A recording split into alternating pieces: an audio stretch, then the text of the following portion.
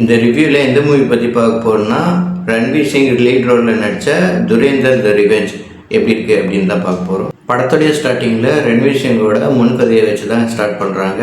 அவர் எப்படி Indian spy ஏஜென்ட்டாக பாகிஸ்தானுக்குள்ளே வந்தார் அப்படின்னு தான் காட்டுறாங்க. ஃபர்ஸ்ட் பார்ட்டில் வில்லனான அக்ஷய் கண்ணாவை போட்டு தள்ளிடுவாங்க. அதனால் ரன்வீர் சிங் தான் லிகாரி சிட்டியை கண்ட்ரோலில் வச்சுருப்பாங்கன்னு நாம் நினைப்போம்.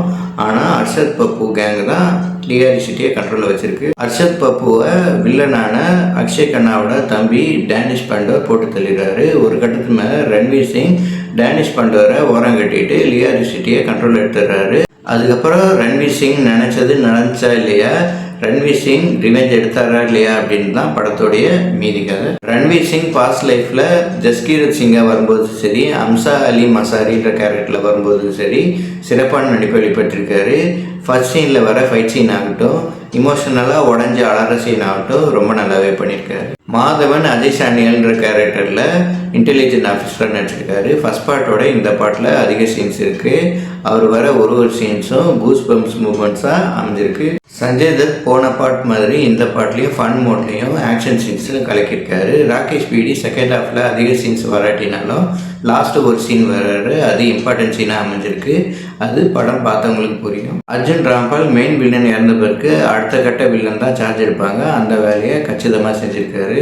அதர் கேரக்டர்ஸில் வந்த ஆக்டர் டேனிஷ் பாண்டர், கௌரவ் கேரா, அஸ்வின் தார், சாரா அர்ஜுன் எல்லாருமே கேரக்டர்ஸை ரொம்ப நல்லா பண்ணியிருக்காங்க.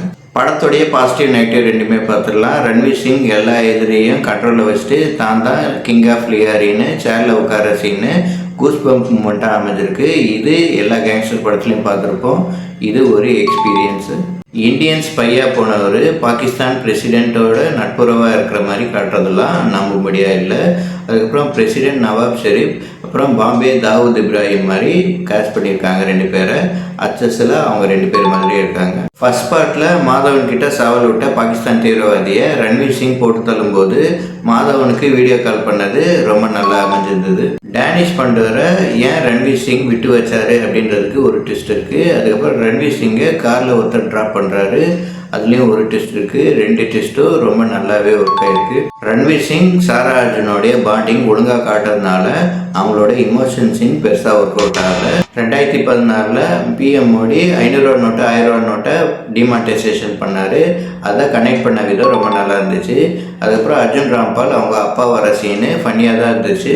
இருந்தாலுமே அதை தூக்கிக்கலாம். கிளைமேக்ஸ் ஃபைட் சீன் நல்லா இருந்தாலுமே ரொம்ப லென்த்தாக போகுது, அதை இன்னுமே ட்ரிம் பண்ணிக்கலாம். டைரக்டர் ஆதித்யா தார் துரேந்தர் ஃபர்ஸ்ட் பார்ட் வீட்டை தொடர்ந்து இந்த பாட்டை எடுத்திருக்காரு.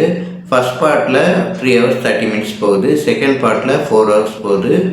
எந்த ஒரு சீனும் சுவாரஸ்யம் இல்லைன்னு சொல்ல முடியாது, அந்த அளவுக்கு கிரிப்பிங்கான ஸ்டோரியாக எடுத்திருக்காரு. ஒரு கட்டத்துக்கு மேலே இரு நாட்டுக்கு சண்டை அப்படின்னு இல்லாமல் இரு மதத்துக்கு சண்டை அப்படின்ற மாதிரி கொண்டு போயிடுறாங்க கதையை.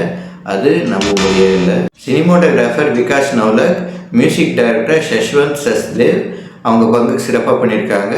பாட்டு ஆரி ஆரி அப்படின்ற சாங்கு ரொம்ப நல்லாவே அமைஞ்சிருக்கு. படத்துடைய ப்ளஸ் ரன்வீர் சிங். நான் அதிகமாக ஹிந்தி மூவி பார்க்க மாட்டேன். தமிழ் டப்பிங்கில் 83 மூவி பார்த்தேன்.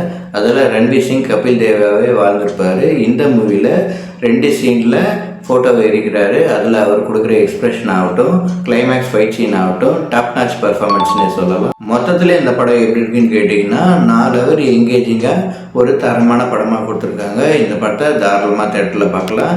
இந்த மாதிரி வீடியோ பார்க்கணுன்னா எங்கள் சேனல் லைக் பண்ணுங்கள், ஷேர் பண்ணுங்கள், சப்ஸ்கிரைப் பண்ணுங்கள். தேங்க்யூ.